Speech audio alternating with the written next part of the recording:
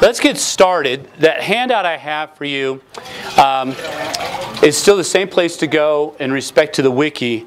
Now, this extended version of the PowerPoint will be up there as well. So when you go there, and if you're going there now, the extended version is not up there yet. But what you'll see is you'll have the keynote, and then I've added an extended version. Now, what I wanted to do, first of all, I want to keep this as informal as possible. So any questions you have and the like, feel free to ask as we go along. I want to do a little bit more demonstration, but I also want to do a kind of a further extension of some of the things that we began talking about there between 8 and 9. So with that, you're going to see some less similarities, but hopefully we'll stop and maybe go a little bit deeper. Now, the way I see this thing structured is the following. And remind me, we have 9:15 until when? 10:45. 10:45. Good. All right. So that gives us an hour and a half? My math wrong? An hour and a half. Good. All right. Good. So what I thought we'd do is, I'm a strong believer that there's some wonderful technology tools increasingly being developed for us and also for parents and for teachers and the whole host that's further, I think, advancing technology integration ideas. And I'm going to kind of come at it a little bit differently, but I want to mention just a couple tools there for our consideration. Then I want to take a look at technology tools for students, and we really kind of move through that pretty quickly. And I'm going to stop and try to reinforce some other things that we talked about. And of course, offer some resources I found extremely helpful because even though we have an hour and a half, it's still the tip of the iceberg. And then of course, some ideas for next steps. So that's kind of my gist for today. And feel free again, any time, Sean, this is helpful, but I'd really like to know this information. And worst comes to worst, it's an email to me, and I can give you that information at a later date. Or hey, let's take a look at this right now. All right. So with that said, let's think about some things for us, and then I'm going to ask you guys to do a few things as we go along here as well. But let's think about some things for us, and I'm going to start off with a website that's not about technology for kids with disabilities. It's actually about autism. And I'm not sure if you're familiar with it. Are you familiar with the AIM website out of Ocala? No? The AIM website out of Ocala, it's free, and it's actually on your Word document. It is on page 1, it's the first one. Now the second one, if you take a look at, are assistive technology internet modules. And that's why I'm at this site. So the AIM modules, folks, let me just kind of give you a few screenshots, and then I'm actually going to go there real briefly. They have decided to develop, and this is several years ago, they decided to develop online modules on autism. And they wanted to do it across the community, home, school, workplace, etc. And in doing it, they went out and they got some of the most widely, the folks out there doing it.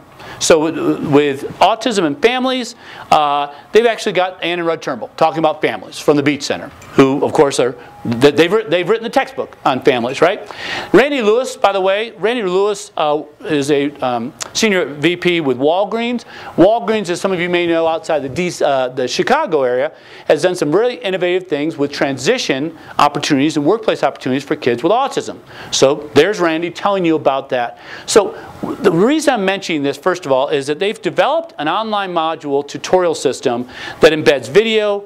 It has a structure for pre-service, in-service, parent training, just-in-time training. Yes, it's specifically about autism. They're moving this into assistive technology as well. So in the future here, very shortly, we're collaborating with them as well as some other universities and other entities. And the whole idea is that there'll be online modules that could be just-in-time learning, more professional development learning and the like on technology for students with disabilities. So FYI. Now, with that said, I just want to take you to this site for just a minute because I want to make you familiar with, it's free, and you literally just sign in. You create an account, you sign in, and with that, the part I wanted to emphasize is kind of like this just-in-time learning. And of course, I didn't go here before. I apologize, so it's going to have to take a second to load. But for example, they have the module I want to show you, so if it doesn't pop up just as a reinforcer, they have one on visual schedules. Visual schedules. Very helpful for lots of kids, not just kids with autism. Well, the beauty of it is they'll walk you through the specifics. They'll walk you through what to develop, how to develop. It's evidence-based. They reinforce that. And they give you a lot of visual descriptions and videos and how it's been incorporated. So this site, although it's autism specific, it has a lot of application across.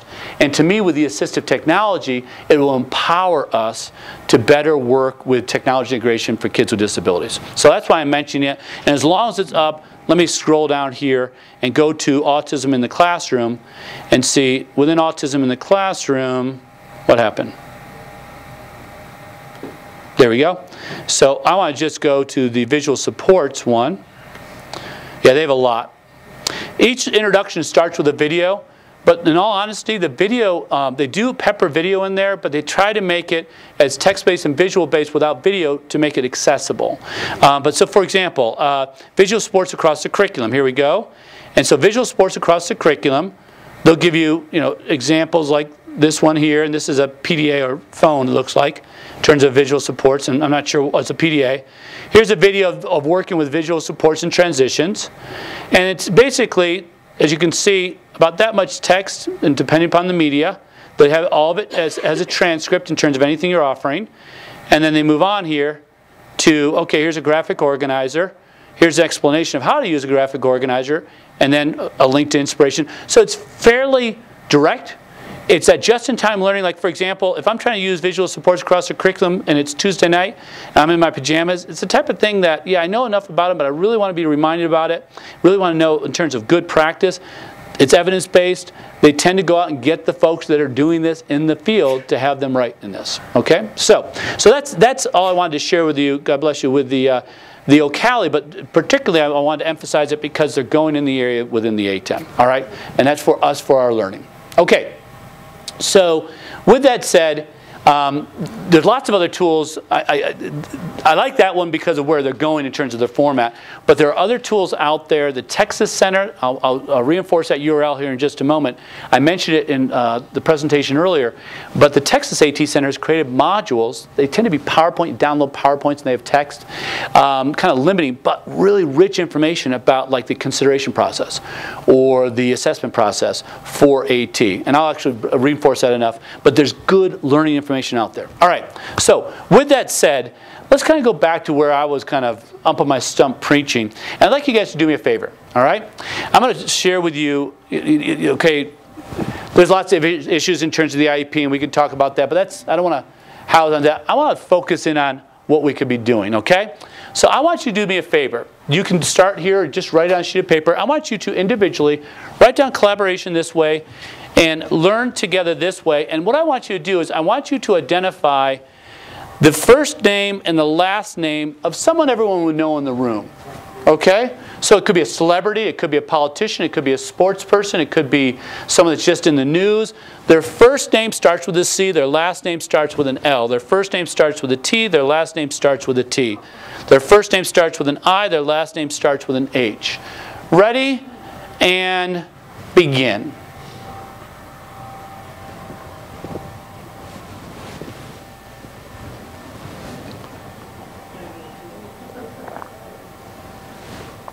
Do this by yourself.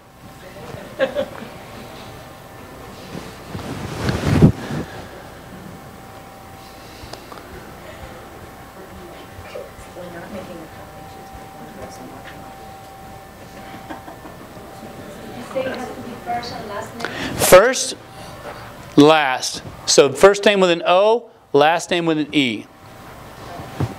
So just go across. First name with an O, last name with an O. And you can't draw lines going L and then G. You can't do that. Okay. Is it the same person? No, different people. Different people. I'm sorry. I'll give you an example. So if it had SS, well, no. Let's see. Well, I won't even give you an example because I'm not thinking one off. Oh, here. TT, Tiny Tim. Oh, that was mine. There you go. Tiny Tim. Does that make sense? All right.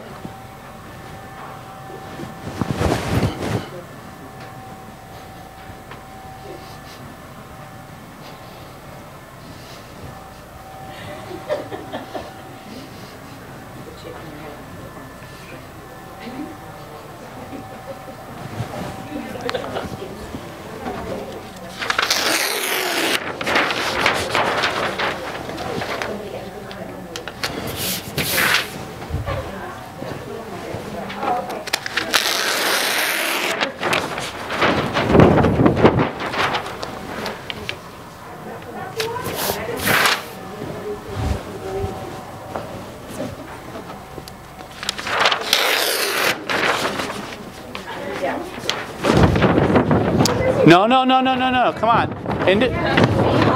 Someone would know. Someone we'd know. Someone we know. Yeah, someone in this room we'd know. Not someone like your grandma. Someone in the room you'd know, okay? So, has to be someone, if you were to say the name out loud, people are like, oh, we know who that individual is.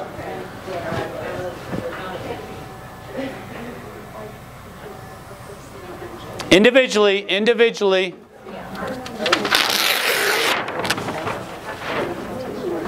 I don't think it would matter if it was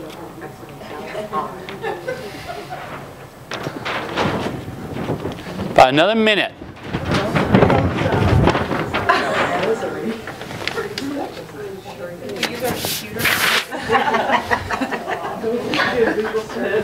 If you'd like to, sure.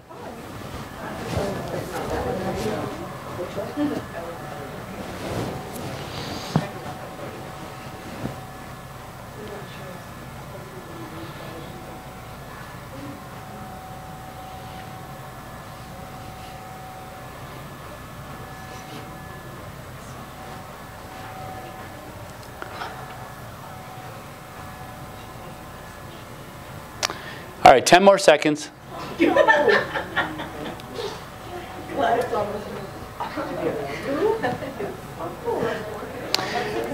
Okay, now, folks, I've just changed it. Together, go to it now. Shared support, collaboration. SC, so first name, last name, first name, last name. You can do this collaboratively now. Do it. But now we have to switch the columns. Now, first name is the different words. Shared collaboration. So now S is the first letter of the first name. C is the first letter of the last name. Sean Connery. You get me? Okay. Do this together. You can talk out loud now. We have H-O-A-L.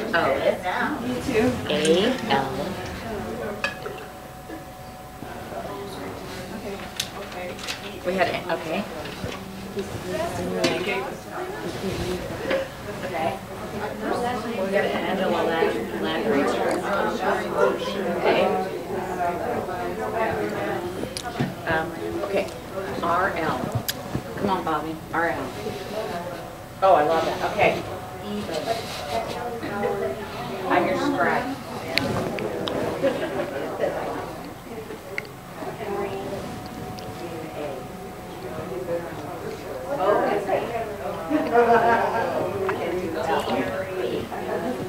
I'm hung up on baseball because I'm going back to the Diamondbacks and that's still my life. Only when I got the first one was Nolan Ryan. Yes. You're very good at this.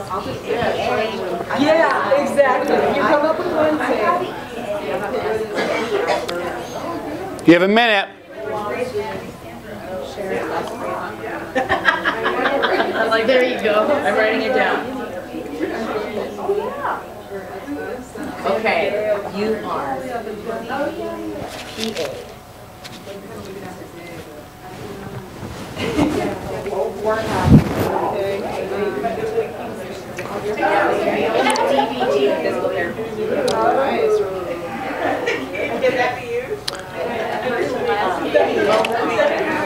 You have 30 seconds.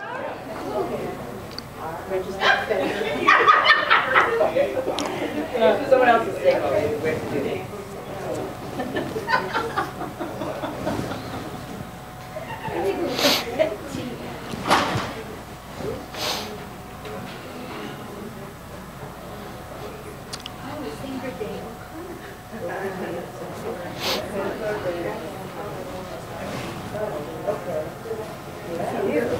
All right.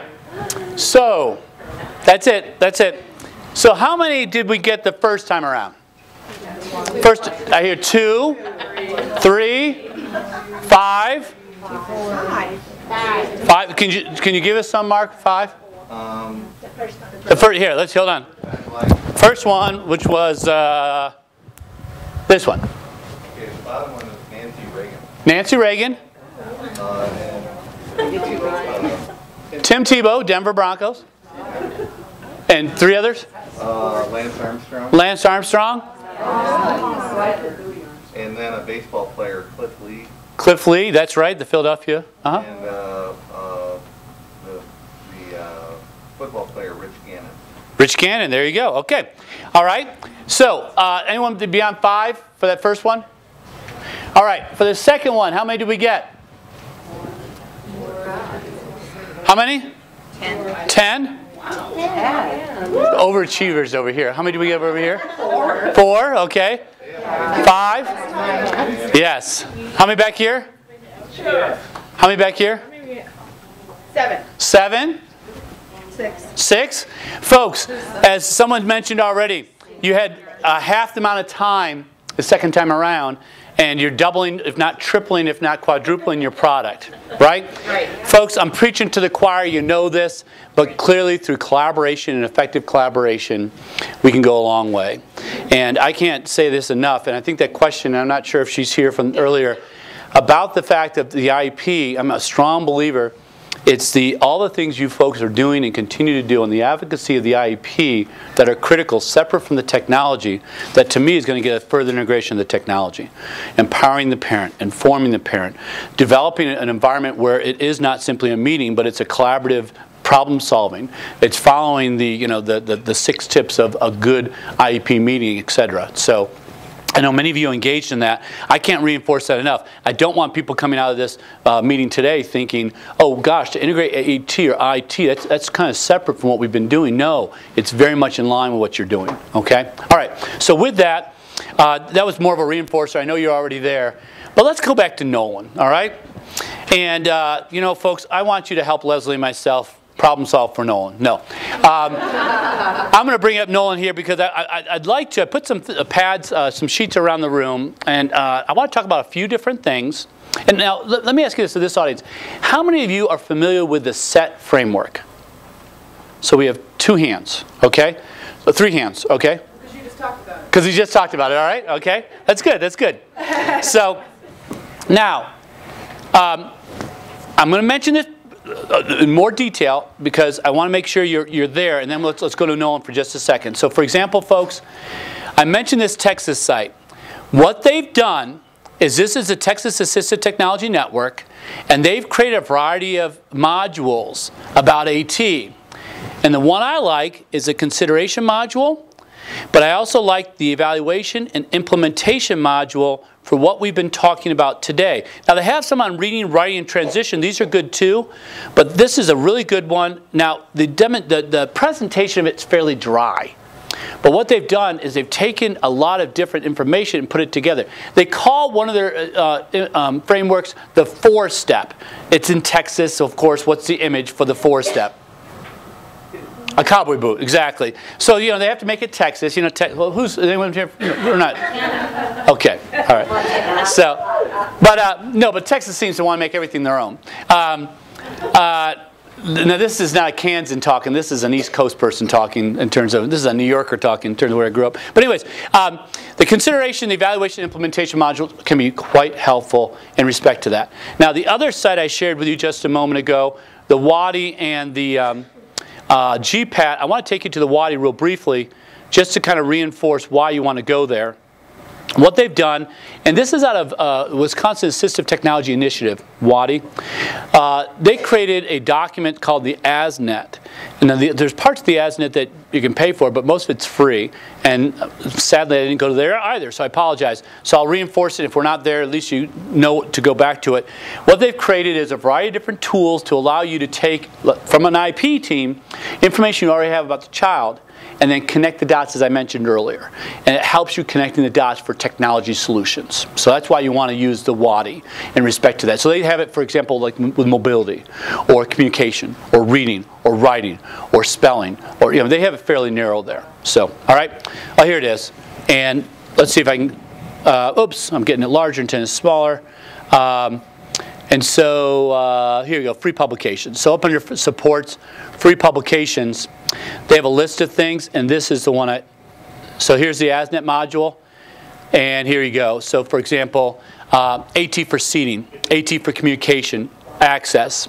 And they have a PowerPoint that walks you through it, and then a Word version that kind of explains it. So, All right. Now you may take this and try to use it within your center, and then decipher and then share out. I don't think it's simply telling parents it exists. That's not enough. Okay. So that's the WADI. That's GPAT also has. I won't go there, but also the Texas site. Now, the SET framework, folks, and I can't reinforce this enough. The SET framework is not an AT assessment process. It's not. Right, Leslie? So I'm sorry, I'm picking on Leslie because that's what they wanted to do with my son. Oh, we're going to do the SET framework. Okay, well, this is good. It's good problem solving. It's good connection. But it's not an AT assessment. It's not a formal tool. What it does do, though, is it has us look at the student environment, task, and tools I mentioned earlier. Well, let me go to a different slide here. So what it does is it's student-centered. It looks at the environment. It looks at the specific task, and then it looks at a system of tools. Okay? You with me on that one? So now, the framework gives you some sheets. Now, those sheets will be up on the wiki shortly. As I'm saying them, I'm like, oh, shoot, I didn't put them up.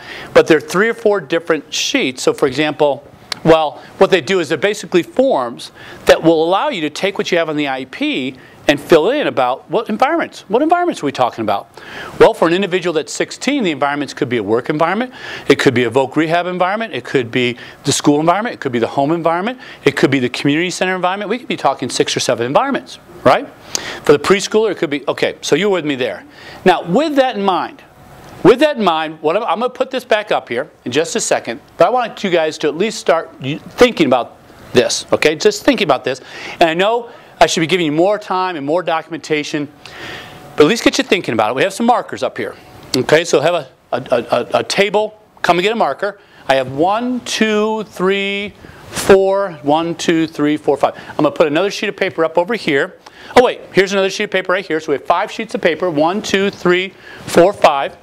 And what I want you guys to do is I want you to think about Nolan and technology solutions just for a couple minutes. But I want you to be thinking about within the SET framework. And if you don't want to use Nolan, you can use someone else. It doesn't matter to me. But what I want you to be thinking about is Nolan's got a bunch of problems. Let me give you a few. Reading-wise, he's at the 1st grade reading level. Okay, he can't decode. His fluency and comprehension is quite weak. But you already heard from the reading that if he listens to it, he seems to be able to share out what he knows. Okay? So that seems to be there, but he's very limited in terms of his reading. Writing, his handwriting is horrible. Horrible. Okay? His typing skills are quite poor. And, but yet, did he demonstrate what he knew about the Little House on the Prairie? Yeah, so he can demonstrate information, but his writing aspect, you can't have him handwrite. It's a handwriting process. Practice. It's not actual writing. Social skill development. He is very immature. He gets into a lot of behavioral things for saying immature things, for touching it inappropriately, not in terms of the bad places, but in terms of extra hugs, extra kisses. This year it's been who's dating who in 4th grade, sadly. So of course he's like, I want to dare you, I want to marry you. Okay, so not lining up appropriately and things of that nature. Content and generalization, folks. He's in the language arts, social studies, and science class. Okay, and his receptive is pretty good, but in terms of his ability to learn that content and generalize it, that's another area. And then fine motor is quite poor. So here's a host of things. If you don't want to use Nolan, use someone else. The purpose for doing this for a few minutes is the following. I want you to look at this student center idea and start to brainstorm. And Nolan's 5th grade, so if you want to start with that. Or think about the types of tasks. I've just shared with you the variety of challenges he has. What would you be asking for in a 4th or 5th grade classroom? You want to go high school, do that. Think about the tools he's going to need. Think about what I just shared with the handwriting. Start going in respect to the SET, in respect to the technology solutions. I've given you enough direction? Okay? So, get up to, just start brainstorming. I'm curious to see what's going to show up. All right? From what your knowledge is. Start brainstorming on the form about technology solutions. All right? So, that's it with Nolan. I'm going to go back over here and keep it up under the SET and ask you guys, I'm going to give you 5 minutes, real brief, just to kind of at least be thinking about it. And I'll pass out some markers here so that you have them here in the back. There you go. There you go. Nolan's going into 5th, but if you don't want to use Nolan, you can use someone else. All right? So Nolan's going to 5th, but you can use someone else if you'd like. Doesn't matter to me. So, Content generalization. All right? Just get up there and start writing. Get up there and start writing. The slide that had the very beginning. Oh, for Nolan? Sure. I'll put that back up here for just a second. Fine motor. Yeah, fine motor. Fine motor. Yep. And don't you need to think about Nolan? But do it around this set. And I brought my set form. Oh, you brought your set form. Very good. Good. Is it Joy Isabella's? Let's see. Excuse me. Yeah, that's Joy's. Yep, that's a good one. Is that from your district? No, it's because I work for Buck. And I just did a presentation on Tennessee. Oh, good. AT considered. Oh, good. Okay. So I wanted to then introduce them to the concept because at this point we were literally introducing them to the Yes. concept. If I'm at a meeting, I want the data that shows how they consider it. I'm 100% with you. So This is something that can help with that. So we know what our student, which area does everyone want to work in? I tried writing was the other thing.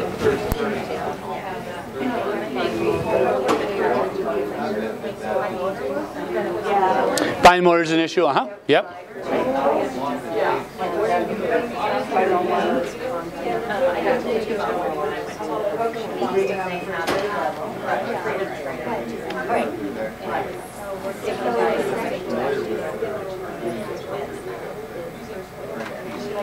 I think we're just thinking, what are his needs?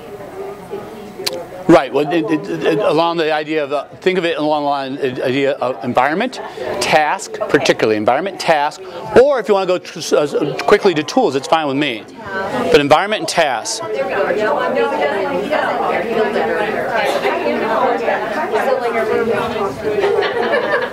Okay, so now we're talking about, right, so is he going to be doing his reading in the general ed classroom? Let's just say that's it. Fifth grade.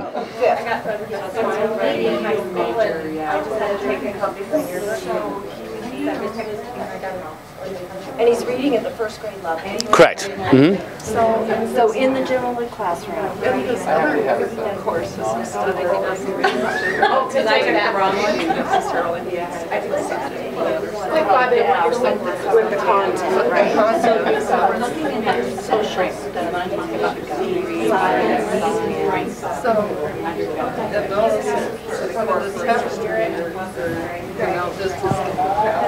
Getting some pictures. I want to take a picture of you not moving. You're impossible. Oh, I'm sorry. All right. It's okay.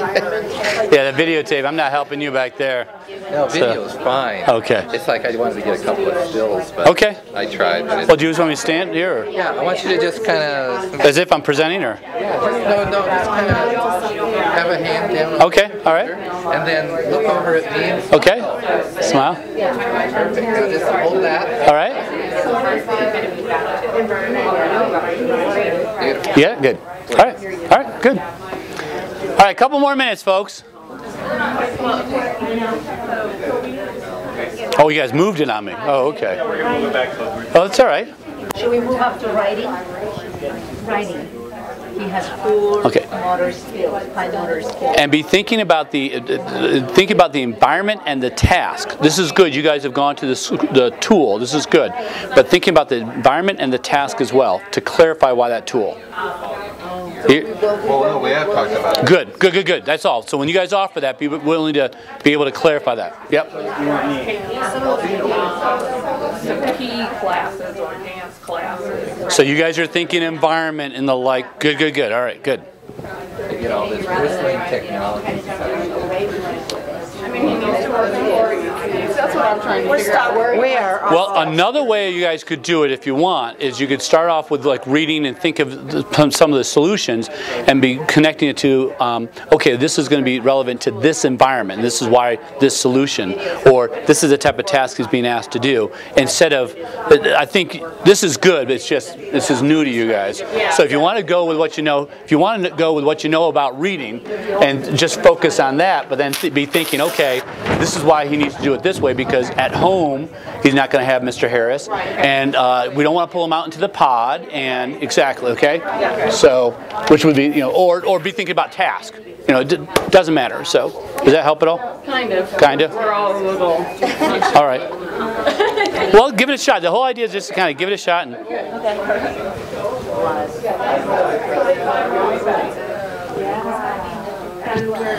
Then looking at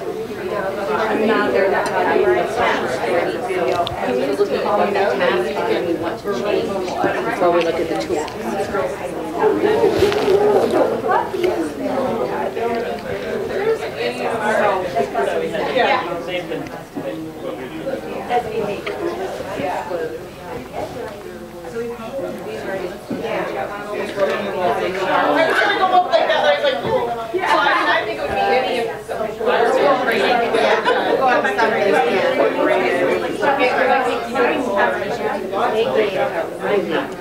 That's what I heard. Presentation yesterday. I mean, I was just blown away. I wished I'd had it when I was teaching.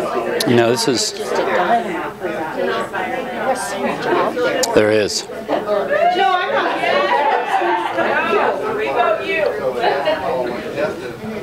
Okay, fine owner. So I put theirs in that. Wherever he, they're all searching. All right, couple more minutes here. Just a couple more minutes. Especially the girls who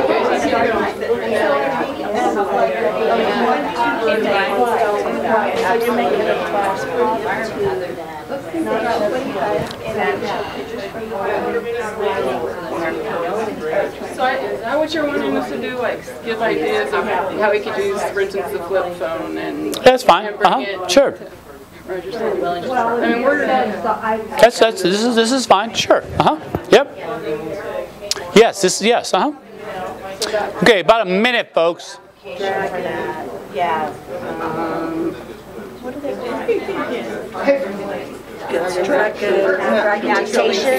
Dragon naturally speaking. Yep. Okay. Except for if they have speech issues. Yeah, if you have speech. Right.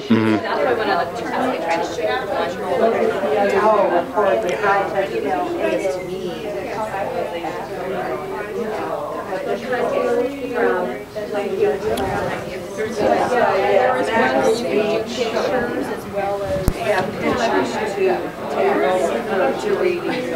What was that called?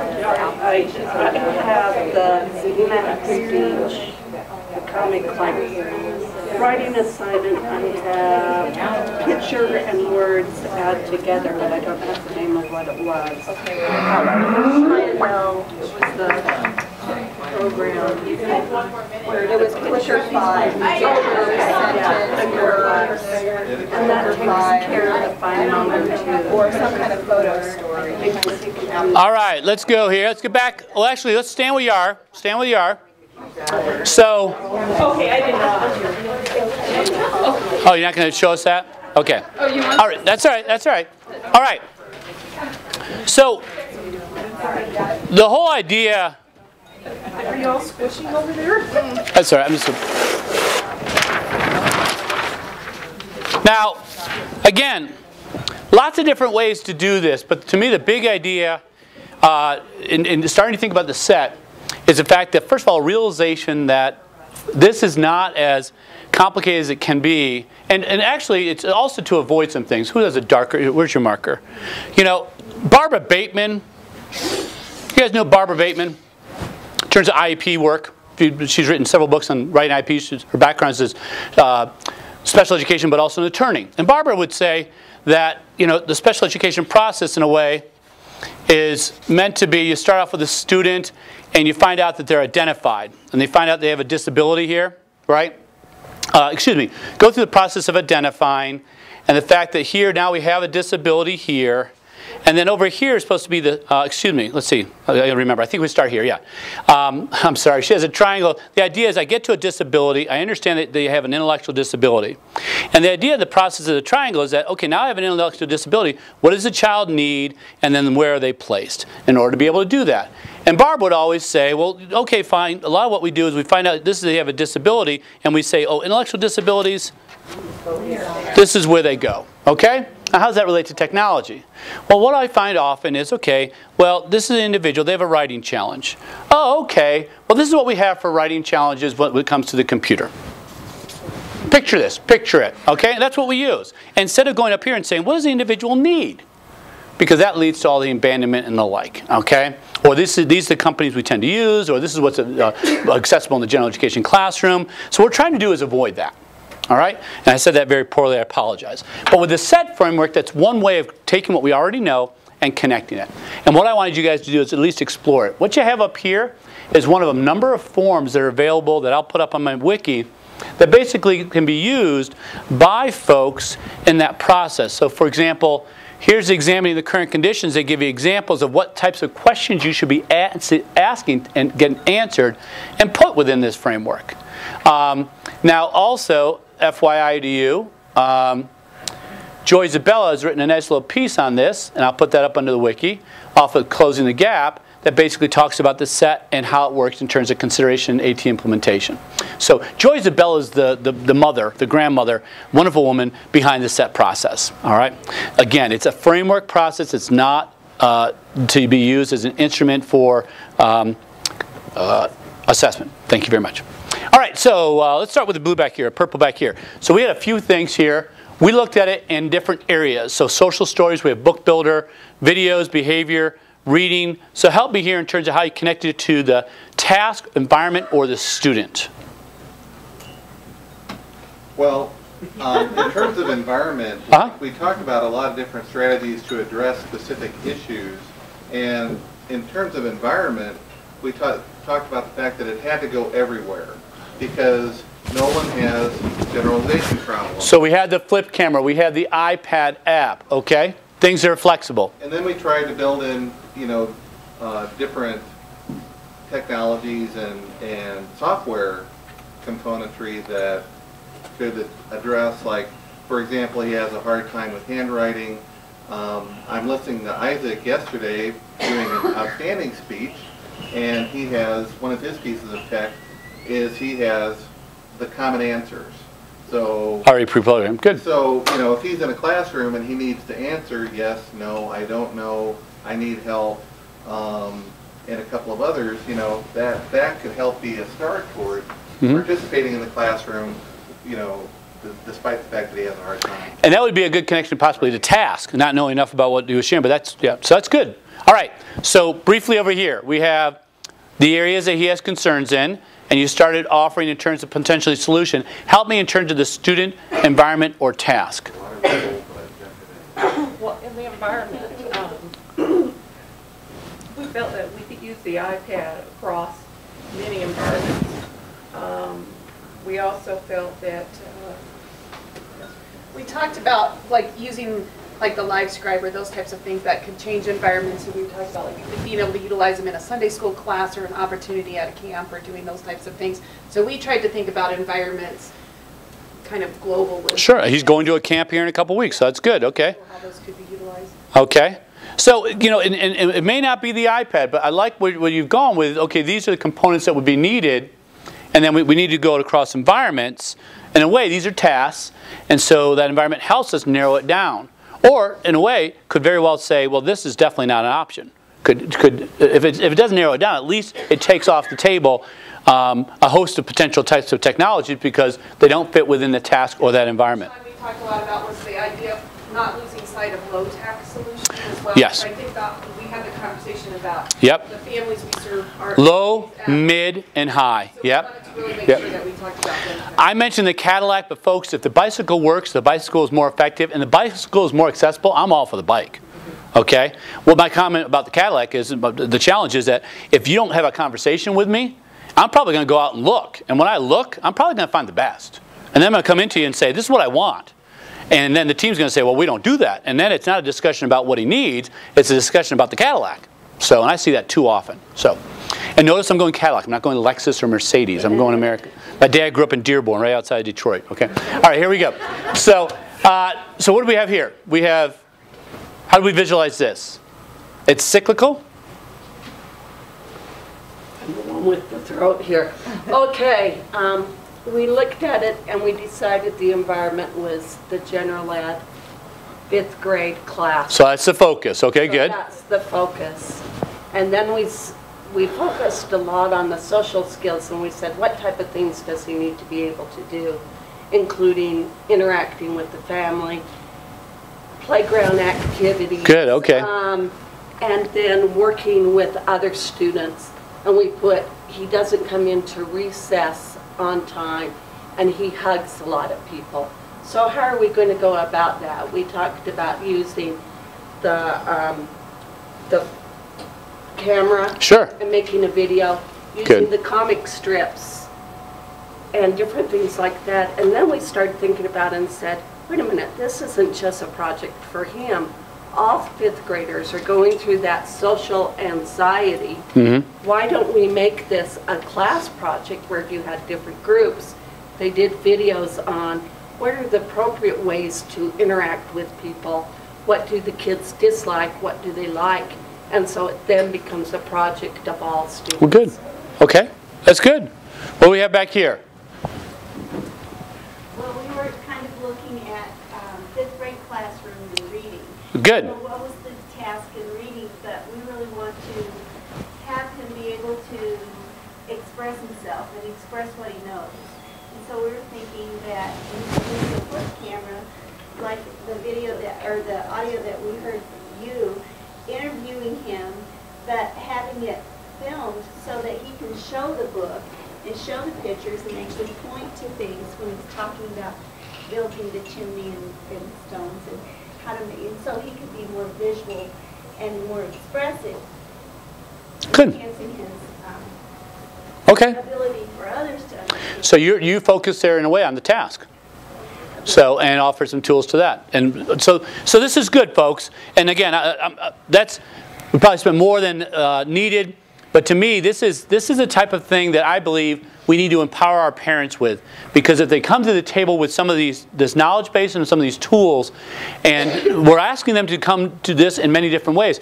How many of us are out there asking for, within the IEP process, following the MAP process, MAP? Where you kind of break things down in terms of, how many of us are advocating to our parents to come in with already developed goals and objectives? Okay, I see some of us doing that. See, so to me, it's coming. This is another tool as they come in, and that's how I would approach it within that process. So we'll leave it there, and let's move on. Okay, so we mentioned universal design for learning.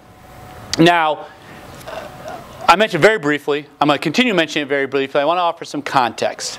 I am a strong believer that yes, within what we just talked about with this set and the like, we can go further into the AT consideration process. Yippee! But I also believe there's a lot of students out there that we're not going to be able to following the Martha. We're going to need to have the team really decide and be empowered. And that's going to take a lot of work.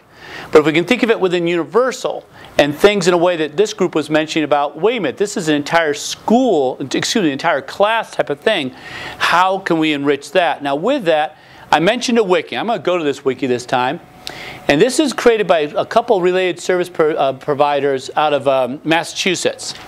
And what they've done is they've basically tried to identify tools that are out there. What's that? Let's try to refresh this real quick. There we go. This is called Glockster. It looks like little lifesavers. And Glockster is just a way, it's more a visual way of displaying information. As you can see, it takes a little bit longer to load. But this is a wiki. And as you know with wikis, basically I can put up any information I want and then share it with the world. I can give access to individuals in terms of being able to edit and the like. But the big thing is what they've done is they've said, hey, first of all, you want to know a little bit about UDL? Here you go. Now, you want to find some writing tools that we believe are UDL based? Here you go. You want to find some multimedia and digital storytelling tools? Well, let's go and take a look. So all they've simply done is list them. But in that list, there are folks, I don't know about you, any of us have any youngsters or teenagers or 20-somethings or whatever, working with video, doing a lot of video and putting up online? Sure. If you have Vimeo, there's all sorts of different sites out there that allow you to do some neat stuff. Well, some of those sites are not universal at all. They're actually quite advanced in terms of what you need to do in order to be able to use them. That's great for someone that wants to really edit. But what about some others that are there that are very available and very accessible for students specifically with disabilities? I'm going to mention VoiceThread in a few minutes. I'll mention Kerpoof in a few minutes. I mentioned PhotoStory earlier. It's a free downloadable application on the PC. I'm running my Mac right now, so I won't be able to share it. But I will emphasize the following. I was introduced to PhotoStory, which gives me pictures, audio, music that I want to embed, text, and it puts it all together, and even though there's still pictures, it plays as if it's a movie. I was introduced by a group of students down in Wichita, secondary, actually they're 18 to 21, very low functioning, and they wanted to share a yearbook of what they've been doing, and they did it in PhotoStory. So some worked with switches. The nice thing about it, PhotoStory has a 5 or 6 step process and you're done.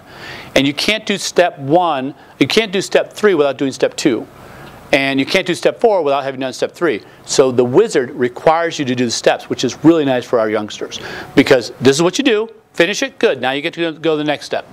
All right, now one of the other things I like about this, there's several other sites I'll let you take a look at. But one of the sites I like about this is this one, 50 2.0 Ways to Tell a Story. This is another wiki that basically walks you through how to really do a good interactive story educationally online. So these are the things that they link to off of the UDL Tech Toolkit. So this is another kind of a link here. Let me go back here for just a second, and let's go to literacy tools. So here's some literacy tools, and I know many of you know Starfar and Literactive. Many of you probably use Tar Heel Reader. These are the types of resources, and if you're unfamiliar with Tar Heel Reader, folks, is a collection of easy-to-read books, picture books with text that have been created, and oh gosh, probably 20 different topic areas. And let's see if it loads. Here we go. So here are the different topics, books by topics, and you can see like there's 982 math and science books that people have created. They tend to be very visual based with text. Tar Heel Reader is a great, it's a very popular site amongst elementary school teachers, specifically for kids with disabilities. Very universal in terms of what they're doing because it's object oriented with text and in some instances with audio. So FYI, that's the UDL Tech Toolkit. I'm going to move on, but I wanted you to be aware that, okay, UDL is out there, but some people say, yeah, but what does it look like? Well, UDL Tech Toolkit gets you to start thinking about what it looks like, all right, at least for the technology end. All right, and as I mentioned earlier, there are some good modules. This is a module for professionals. This is out of IRIS. You may be familiar with IRIS. It's OSEP funded, like most of us are, and it's funded to assist general and special education teachers to better equip themselves in working with students with disabilities. And so with that said, the STAR module has one on UDL, and they've done a very good job in respect to that. This is a link to CAST website that walks you through UDL as well, so just FYI. And one last thing for us. I've been talking about us, as I mentioned. I would start off with this agenda. Folks, you have some really good resources here. First of all, I want to start off with Colorado. Excuse me. I'm focusing on Colorado. My apologies. There's some good resources that surround us, but also national. I imagine several of you use the Family Center on Technology and Disabilities, Jackie Hess's center. Now, Jackie Hess's center is good. The one limitation with Jackie's center, for those that haven't been there, it's got a lot of good information, but it's not revolving around how parents access information. Okay? So good information there, but honestly, I think it's more targeted to professionals, where the parent, in terms of how, you know, Rudd and Ann and others, and how you folks look at, okay, well, this material is good, but we need to repurpose it this way for parents. They haven't done the repurposing. So good information. I don't think they've repurposed enough. In Colorado, every state has something. Colorado has the Assistive Technology Partners. Intellectual disabilities in Colorado Springs, AbleNet Technologies. If you download this PowerPoint, you can click to those. They'll also be on the Word document as well. I'm offering them as examples of places to go to further empower us to work with parents. Okay. The one negative thing about the AT centers in my book throughout the states is the fact that they do birth to death, and many, like for example Kansas, they kind of look at birth to 21 as schools, and so they concentrate on 21 and beyond. And this just, and then for limited resources, and so you have schools that are doing kind of limited aspect, and then you have the AT centers not really looking at schools, and And then the whole voc rehab, as many of you know, it's a whole other world in terms of devices and access and use. And yeah, so it's there's things could be improved. Okay, so let's talk about some technologies though. All right, so I mentioned that, but what I thought I'd do here for the next several minutes is let's talk about some technologies out there that are applicable in the areas of reading, writing, visual, and the like. So with that, I'm actually going to sit down over here and kind of walk you through a few. I mentioned Bookshare. Is Bookshare, how many folks say, yeah, I know Bookshare? Good, okay. Are you finding it difficult to have students become eligible for Bookshare? Yes, okay. What I'm finding is educating districts about the flexibility of that goes a long way. So Benetech, which is behind Bookshare, I'll go to a couple meetings they will be there at, and you listen to them, and there's a lot of latitude with districts. And then how districts basically interpret things. If they're uncomfortable with gray, they go very black. In terms of black and white interpretation, and they go very stringent, and then you get very limited exposure. If you have a little bit more general interpretation, a lot of students can get access. But don't limit yourself just to Bookshare. There's other sites out there that provide digital text. Some for pay, some for free. So same idea of being able to access it. So that's Bookshare. I won't go any longer there. I want to go back to the natural reader though real quick. And the reason I want to go back there is because I want to show you the toolbar. So natural reader, this is free. Okay? But let me give you the, now for example, let's go to the web real quick, just to make sure you're with me on this. So I can basically take this text, I can highlight it, I can copy it, I can go back to natural reader, I can highlight this, get rid of that, paste in my text and play. You may write your own books using pictures from the huge collection at Flickr or... Okay, so that's what Natural Reader will do that. Now Natural Reader also give me a mini board. So now here it's my mini board, okay, and now let's just simply highlight. You may write your own books using pictures from the huge collection at Flickr or pictures you uploaded. So what it does, it brings it, all I have to do is highlight it, and it brings it into the mini board and starts to read it. Anything. I'm on the web right now, I can do a PowerPoint, I can do Word, anything, it will read to me and highlight as I go along. Now, with that said, and I don't know why it didn't quit on me last time, let's try that again. I'll just quit and make sure I quit out of this time. All right, but the Mac, folks, automatically gives it to me. So for example, I'll highlight this. You may write your own books using pictures from the huge collection at Flickr or What the Mac doesn't do is highlight the text. But it will automatically, if I highlight it and use a keyboard stroke, it'll automatically read. Where I'm going with this is this text-to-speech has been out there in so many ways. It's so accessible in schools. It's a very big impact across readers, English language learners, Title I learners, struggling readers, typical readers. This can be very useful. It's very universal. Can't reinforce that enough, okay? And there's lots of different applications out there for free or for pay that offer lots of different things. So something to consider, as I mentioned with the jump drive, it's something you can move around and have a lot of good flexibility too. And I mentioned to you some of the other aspects of companies. Now, because of time, I'm going to kind of move through here. But what I want you to be familiar with, and I know it's a little small on your, but these are all different programs. This is Symbolate. This is Picture It. This I want to say is Writing with Symbols. This is a program called Simon Sounds It Out. And this is Tar Heel Reader, just a screenshot from Tar Heel Reader. These are all various reading programs, some free, some for pay. Well, they do different things though. So Symbolate will take me with my BoardMaker. So I'm a BoardMaker user. So why not use Symbolate? If I'm using BoardMaker for the communication, let's use it for language and learning as well. So I can take this, and then what I can create are interactive books that basically have the word with the symbol with it. Very powerful. I imagine some of you are already aware of this, but what I find some school districts doing is, school district will have the use of BoardMaker for speech and language, but they don't take it and generalize it, the visual part, to other learning experiences. They'll just limit it to communication. And yet for reading it's there.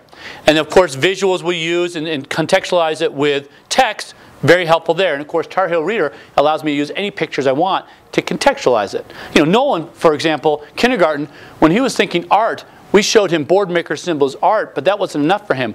You need to show a picture of Mrs. Bowman. That's who he saw as art. So that's really important. As you know, lots of learners are that way. So let's use the contextualization with the text. This is another program talking about the Grand Canyon. Is anyone familiar with News to You? News to You? News to You is a program many of the districts you work with have access to. News to You basically provides updated news. It comes out every Thursday, I think. It's if you Google News to You, and it's news and then number 2 for you. News to You. Yeah, News to You.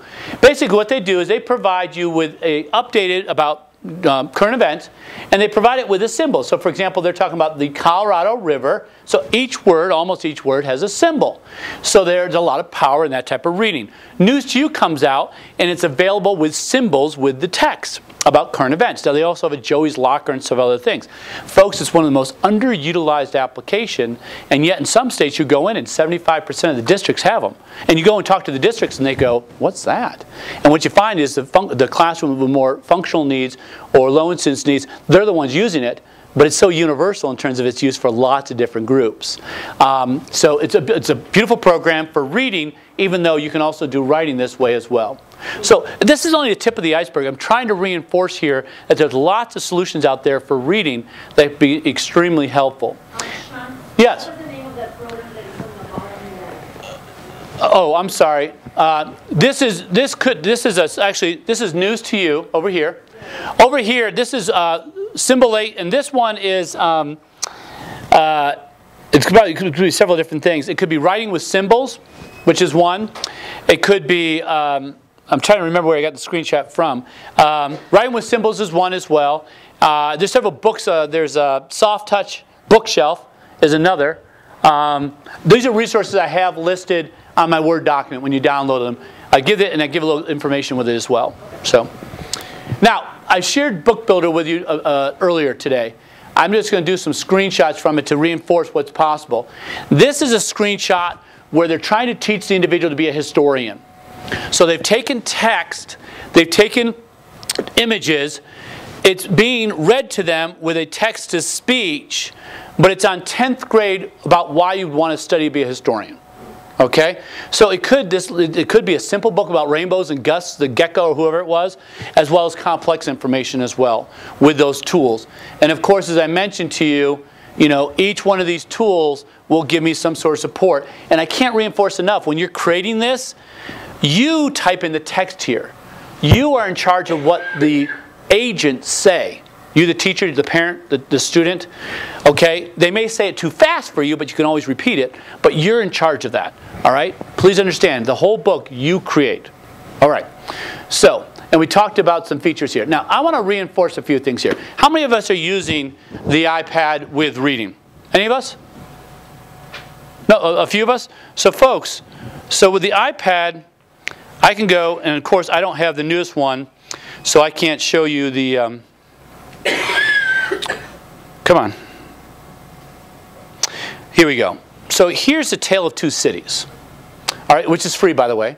Okay, there's a bunch of free books. All right, but here's about as large font as you want to get.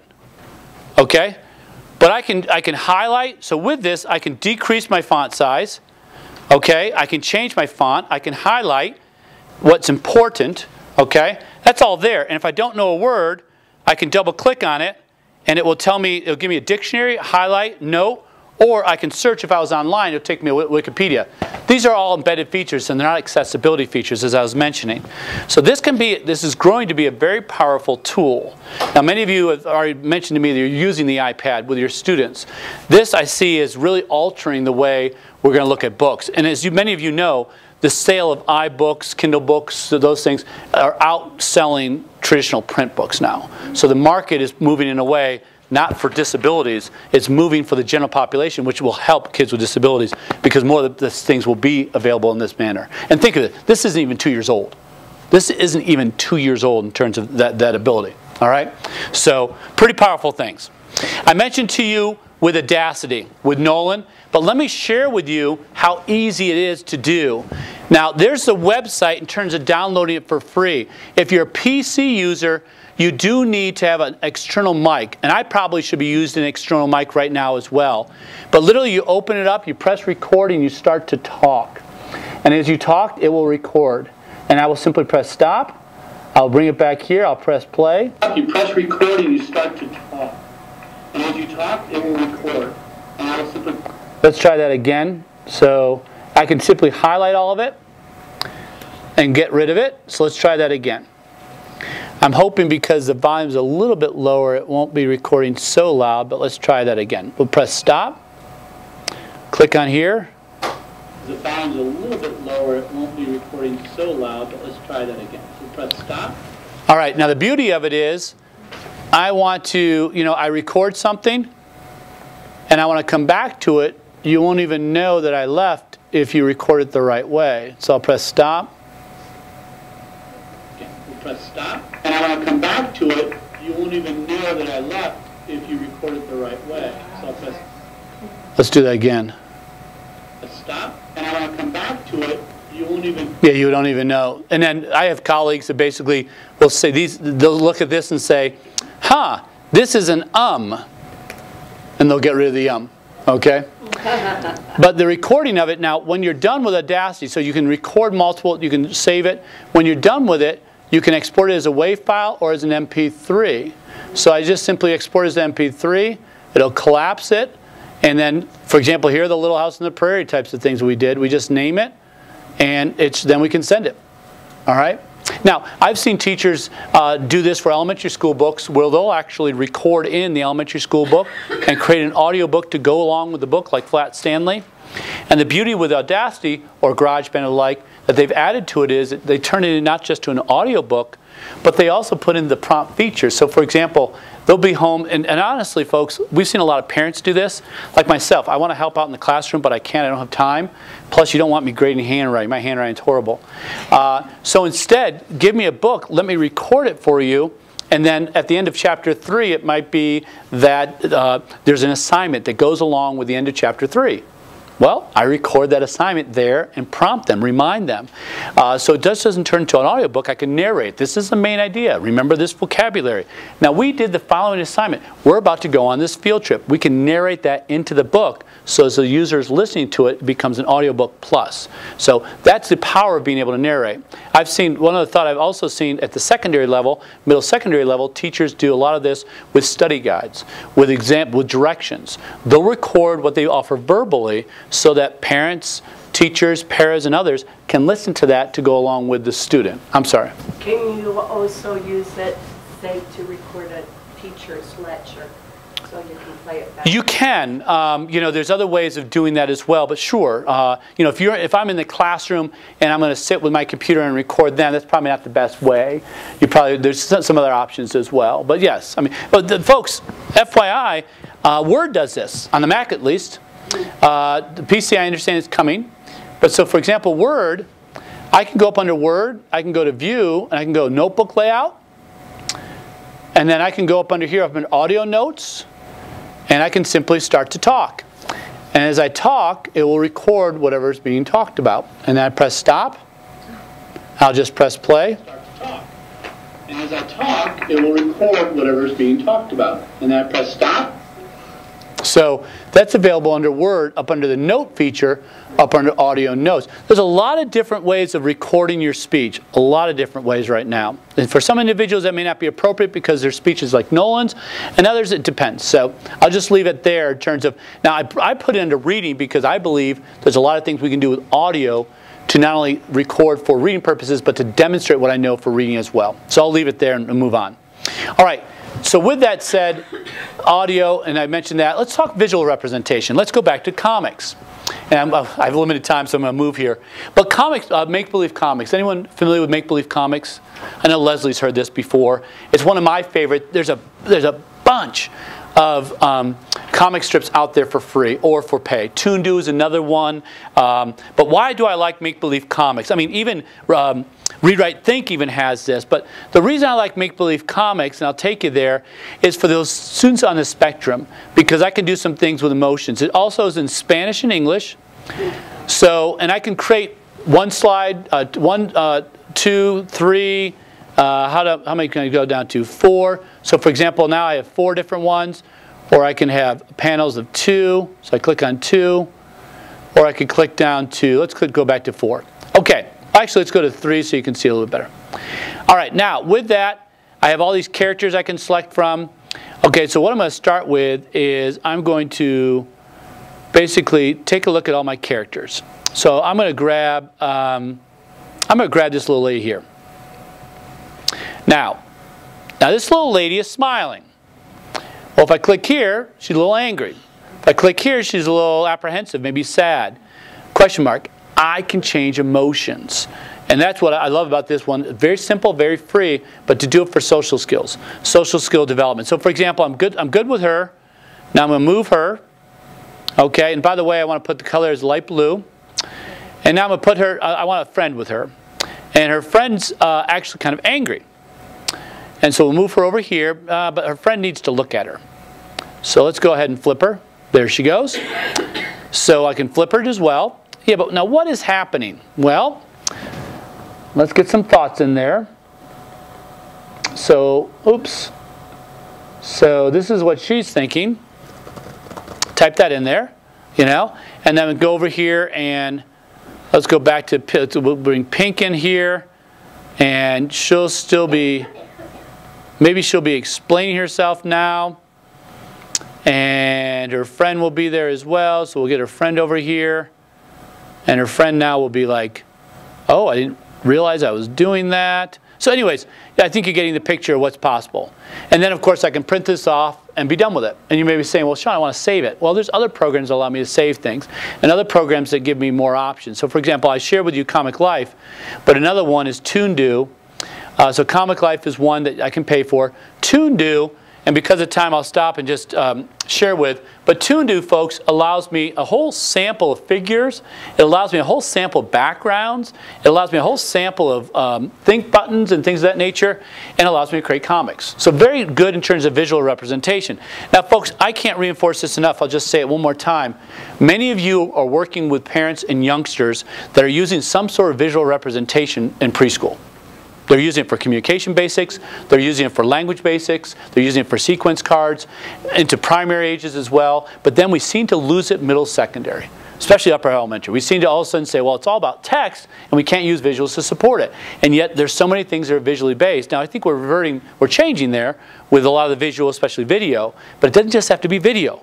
There's a lot of other visuals we could use to support it for that type of learner. Okay, and there's a lot of learners that benefit from that. If you want the research behind it, it all starts back in the late 80s with anchored instruction. The cognitive learning strategies out of Vanderbilt and the University of Kansas. All right, another program that's out there, this is a Web 2.0, top 10 Web 2.0 technology for educators, 2010. I haven't seen the top 10 2011 list yet. This is called Kerpoof. And Kerpoof allows me to develop picture cards, stories, drawings, videos, and the like. And if it doesn't load quickly, I'll just move on. But the reason I wanted to mention it is it does the visual things we were just mentioning, but it's very general education focused. So therefore, hey, it's something I could be using in the general education environment. Of course, again, the question mark, well, where do I put on the IEP? That's for another discussion. And you know, I'm going to move on. But Kerpoof is one of those popular Web 2.0 technologies for consideration. And maybe after it loads, I'll come back to that. But the reason I like it, again, is it allows me to do some of those things, but it's very general education focused. Another Web 2.0 technology is VoiceThread. Very popular amongst lots of different folks. Those folks with autism are very much using VoiceThread. Now, let's say, I think I've already gone to VoiceThread. So let's get down. I know I have. So just a second as it tries to make a connection. Here we go. VoiceThread, there you go. VoiceThread, let's go ahead and browse real quick. What VoiceThread allows me to do, come on. I've clicked on it and it's loading. Did Kerpoof come up? Kerpoof is still, I'm going to get out of Kerpoof. Sorry folks, this is just a slow connection.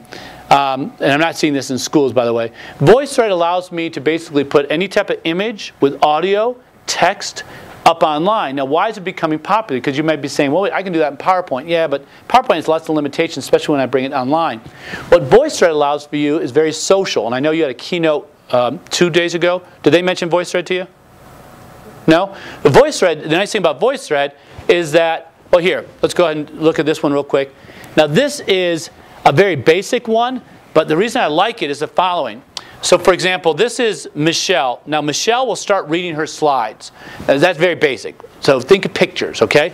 But what I love about this is look at all these circles loading. These are all people who commented on her slide. So Michelle's now talking about it. But let's say the following. I'm trying to teach Nolan about his social skills and about his mature actions and what he's supposed to do on the playground. And I want this to be a learning experience, as this group talked about, for the entire class. So I could do something about, maybe we tie it to the anti-bullying process or anti-bullying program in the building. So now I create something for the entire class, but then the students could come in and comment about why that's good or how they think about it. So now someone like Nolan can go and listen to what we're supposed to do and watch the social narrative, but listen to his peers talk about the process so he understands what they're thinking in that process. Very powerful, and by the way, some research coming out in social skill development showing things like this can be very powerful for the learner. So you may be saying, well, wait, I use pictures for social narratives. This has pictures. I use audio. This has audio. This makes it look like video. Okay. And then, oh, gosh, there's this component where there's a group social interaction with it, too. Oh, I don't have that. VoiceThread. It's free to educators. Okay. And and you can block it to people, or you can make it accessible to people. It's up to you. All right. So that's VoiceThread, a nice Web 2.0 technologies that teachers will already be using, but you can apply it for kids with disabilities.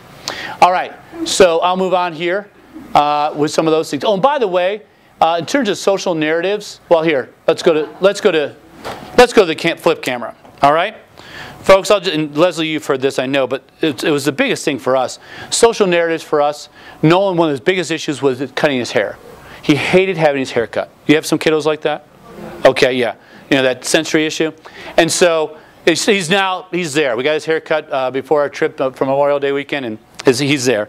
But we created some social narratives. The good parents we are, we took pictures, we had a book, we read it to him, he practiced with it. One day he was practicing with his, I think she was 4 at the time, down in the basement, and part of the problem we thought was having the thing around his neck. So we practiced that, and because the barber puts that thing around your neck, what is that, the drape or the cape, there you go.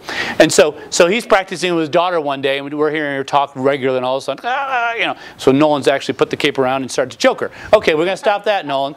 But the big thing that was missing from the social narrative was the audio of the razor buzzing. That was his problem. So he sat down, we got him in there, hi Rex, how are you? Sat down, and then it was a bzzz. And so, we had rubbed his hair, we tried all sorts of different things.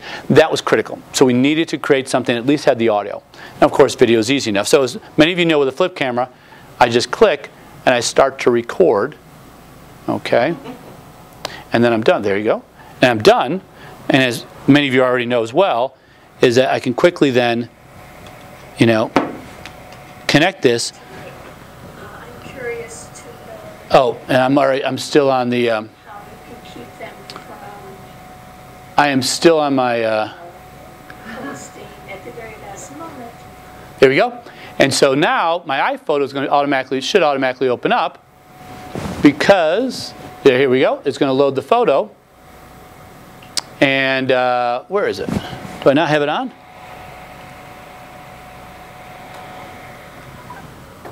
It's on. I just want to reinforce how easy this is. And I've added another step here. It's my bad. I don't think I turned it on. So, but with an iPhoto or within the PC, it'll automatically load up and then download, and it's going to take a second here. Here we go, and we simply call it whatever we want to call it. So we'll call it. We import all. It'll be done here. We delete the original, and then we have our video. Just click, and I start to record. Okay, and then I'm done. Okay, but it's the flip camera is that easy to be able to really then have someone demonstrate what they know, or for you to demonstrate what you're about to teach or appropriate behavior, whatever it is. Okay. Now, I want to talk real briefly. I'm going to jump around here, but I'm not sure how many of you folks use the iPad or the iPod. But the iPad now, the newest iPad has the camera function as well. But so, for example, on the camera, I can take pictures, right? So you hear me take pictures. but I can also take video. And then I just simply connect it and it downloads the same way, right? So many of us are familiar with that. That's good. Now, the other thing, though, the iPad iTouch allow for is this, folks. How many of us have, and I'm not sure if my daughter's going to be on or not. I said I'd try her. How many of us have done FaceTime? Good, okay. Or Skype. Sure, most of us have done Skype. Now, the beauty of, I'll leave this for just a second. If I'm wireless in a building, so think job coaching. Think getting exposure to other environments.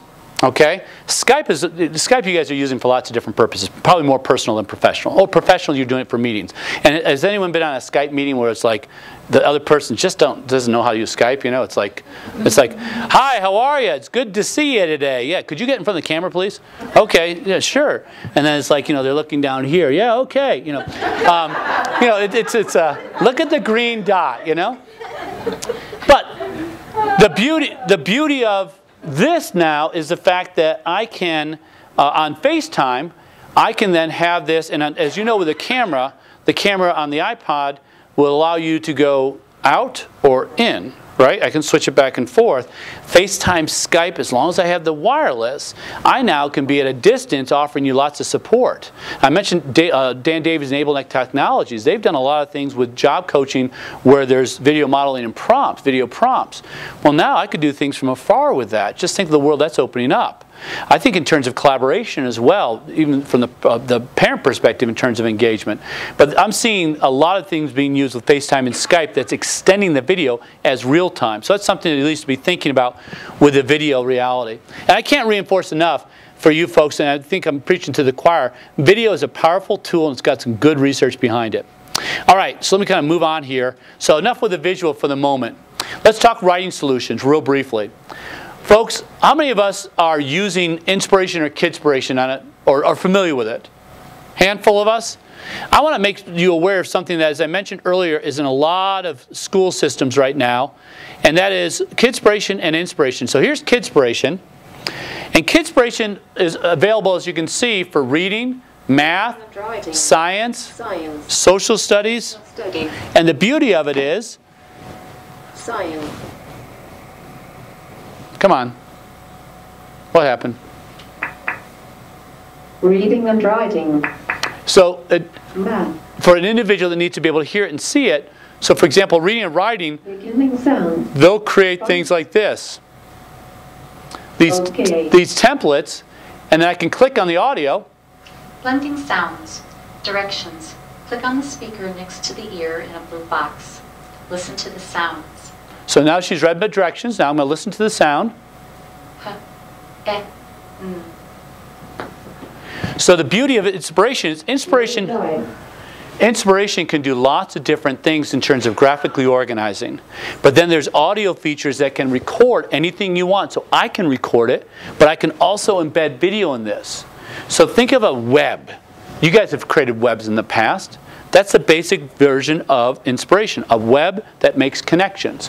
I want to do something on Tom Sawyer, so I'm going to have a web for Tom Sawyer. Mark Twain wrote it. Mark Twain's from Hannibal, Missouri, blah, blah, blah, blah, blah. The other part of the web is Tom Sawyer. He had friends, Huckleberry Finn. Oh, Huckleberry Finn had the following. So this web, that's the essence of Inspiration, Kidspiration.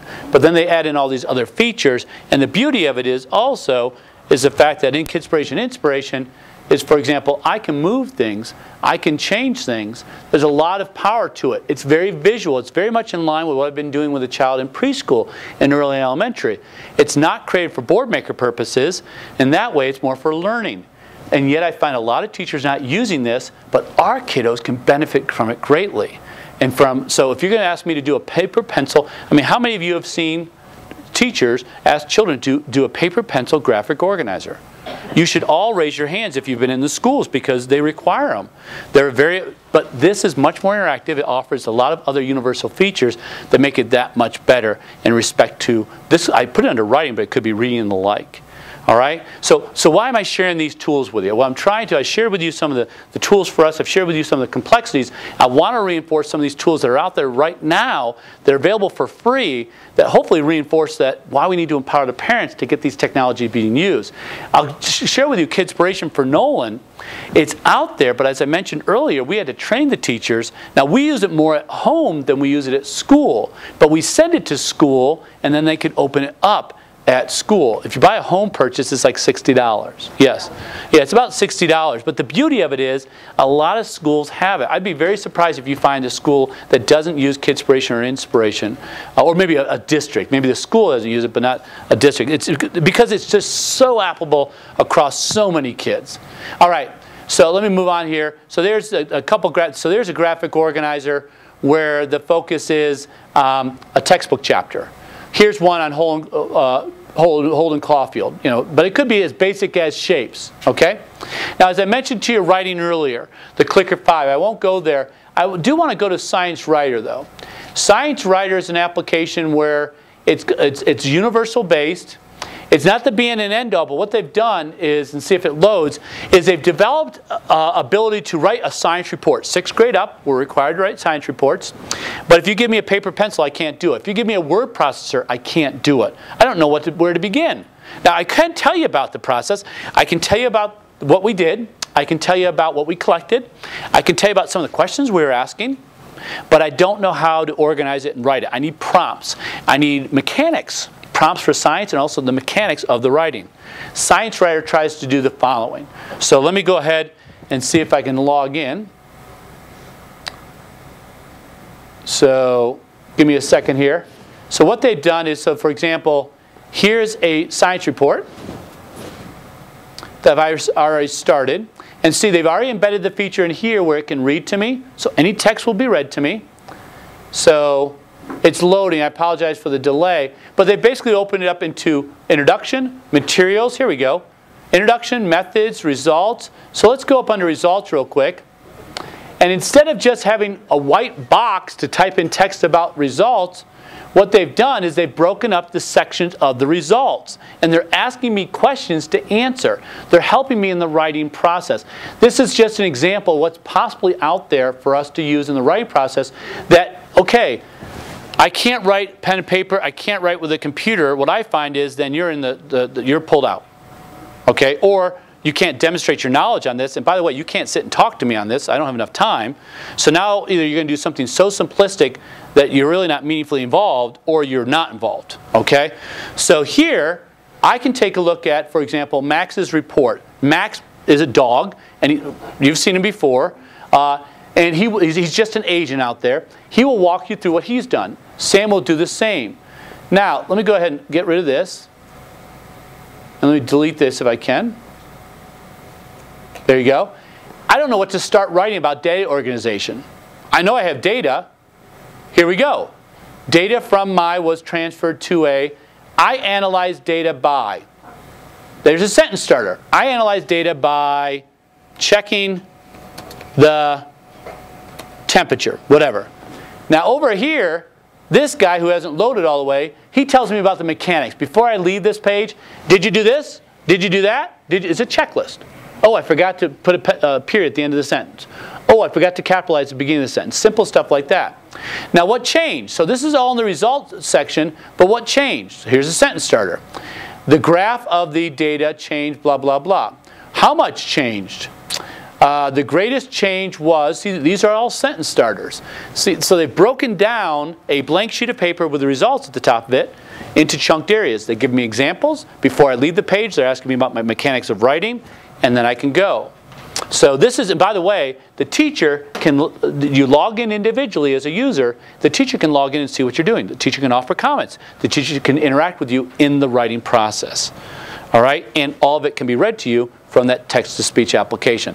This is not the be-end. It's just a step in that direction in terms of writing, kind of reinforcing why we need to be there in terms of our integration. A couple more thoughts and then we'll let you go.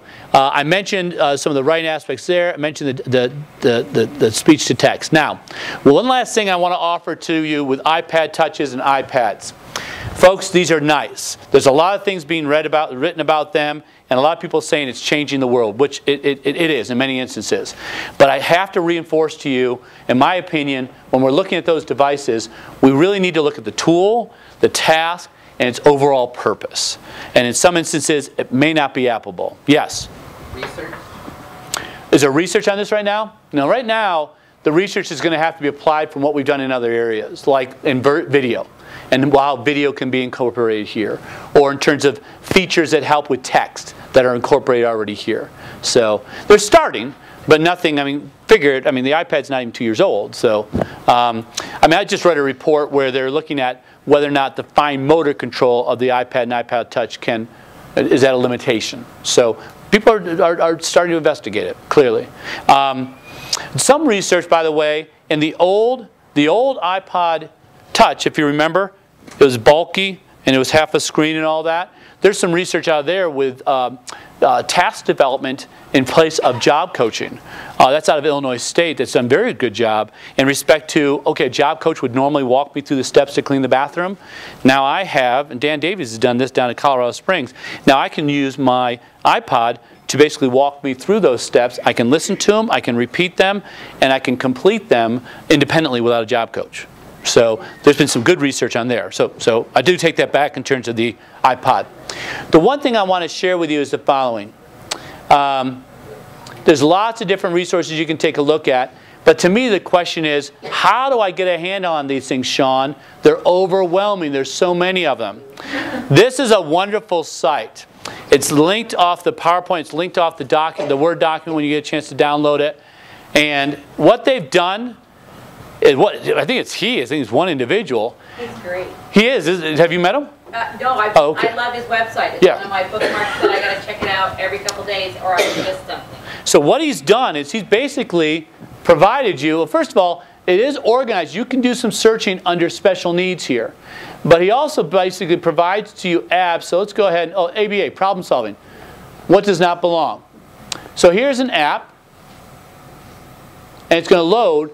And what he's done is he basically walks you through the app via video. He's captured it, and he tells you the price, he tells you the basics of it, he gives you a link to go off and find it, and then also walks you through with video of the actual app. So it's like, oh my gosh, I don't know how he has the time.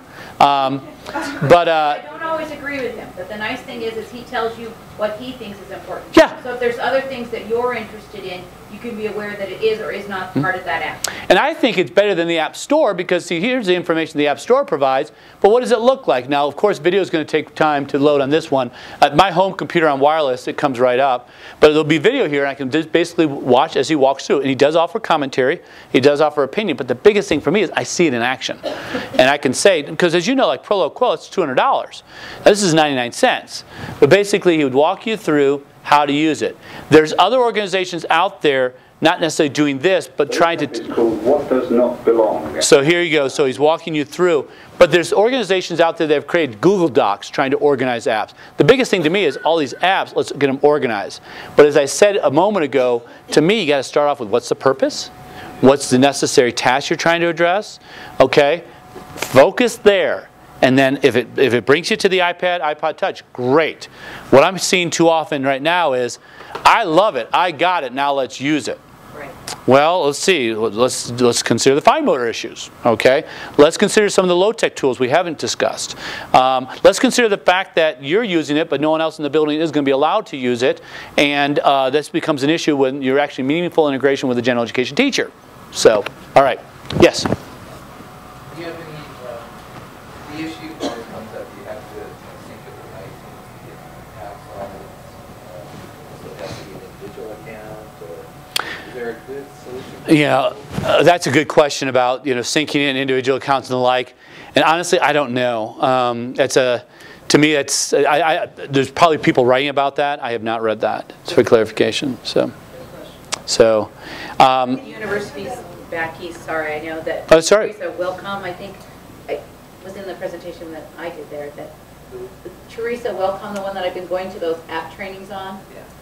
Is she the one out of New Hampshire? Yes. Yes. Mm-hmm. That the university there is struggling with that concept. So if they're, she's this is something she's big into. Yeah, she's like the app queen. She's doing a lot of stuff with apps. So. And they haven't figured out a way yet. Yeah. She's not promoting any way other than personal accounts Yeah. yet. So, to me, one of my biggest fears is I am seeing people purchase them and start to use them without really thinking about the purpose, and that's one of my biggest concerns. So, the question back here. I'm sorry. I just wanted to. I missed the website. Okay. Oh, I'm sorry. Sure, and it's also off of the wiki, but it's a bit of a long. It's a4cwsn.com/apps/apps-a-z, and it's off the wiki when you download this PowerPoint, and it's also off the Word document. So, all right. And if you have that down, I'm going to move back to the wiki. Well, actually, I'll let you. The wiki you have for my information is the bottom of the Word document, both front and back, and also you have my email address. And I am a minute over. If you have individual questions, feel free to email me. I apologize for going a little long. I hope this has been helpful. Hope it made a few connections and worth coming to in terms of the extension. And have the good rest of the conference, which I think is only one more session. So, all right. So, thank you.